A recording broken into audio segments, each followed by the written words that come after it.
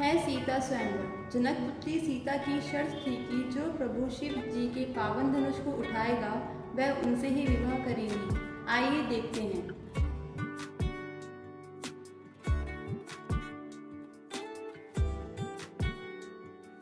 मिथिला का कण कण खिला, जमाई राजा राम मिला। मिथिला का कण कण खिला, जमाई राजा राम मिला। जनक सती संग तुम रहियो ऐसे, कनक कली पर भवराज। तोड़ धनुष को जीते स्वयंवर, प्रभु जी विहार रचाए। जनक सुपुत्री को अपने संग अयोध्या लेकर आए। जमाई राजा राम मिला। मिथिला का कण कण खिला, जमाई राजा राम मिला।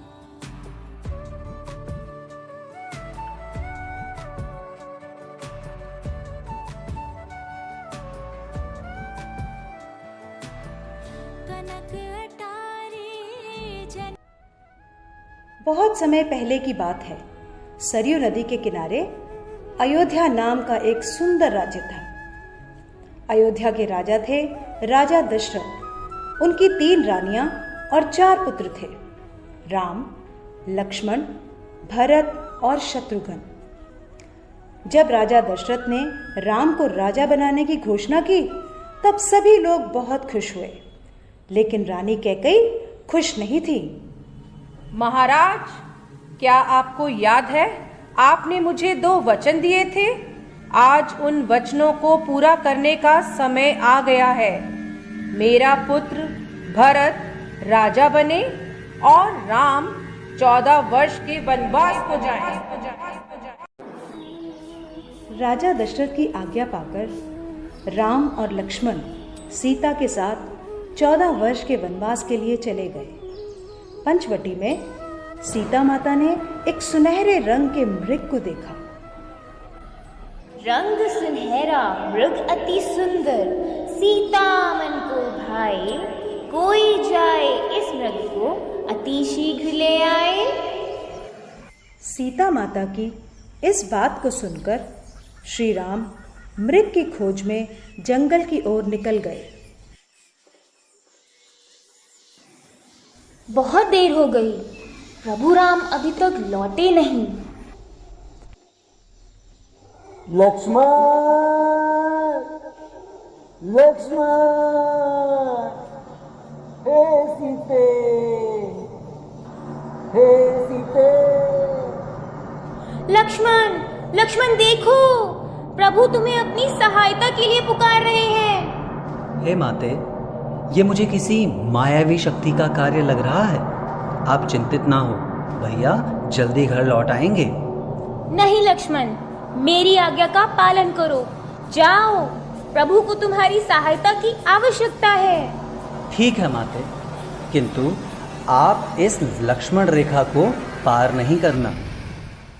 रावण को ज्ञान था कि वो लक्ष्मण रेखा को पार नहीं कर पाएगा, इसलिए उसने साधु बनने का ढोंग रचा और सीता माता को उठाकर ले गया।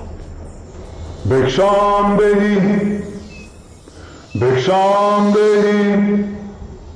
हे मुनिवर, भिक्षा स्वीकार कीजिए।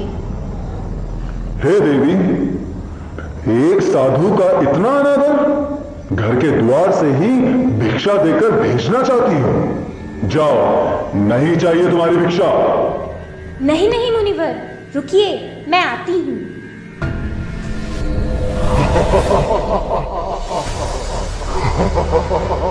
बचाओ, बचाओ, बचाओ, भैया लक्ष्मण, प्रभु राम, बचाओ, बचाओ, हे नाथ, मुझे बचाओ। यह धर्मी पापी रावण मुझे उठाकर ले जा रहा है, बचाओ।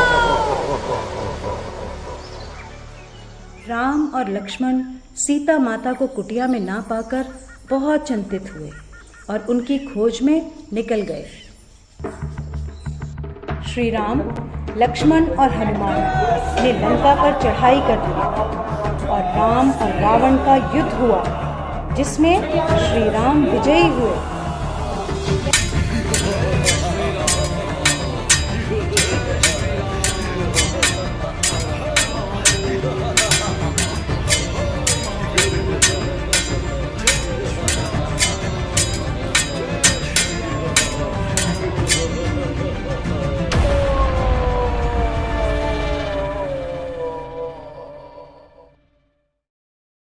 इसलिए इस दिन को विजयदशमी कहा जाता है। यह त्योहार बुराई पर अच्छाई की जीत का प्रतीक माना जाता है।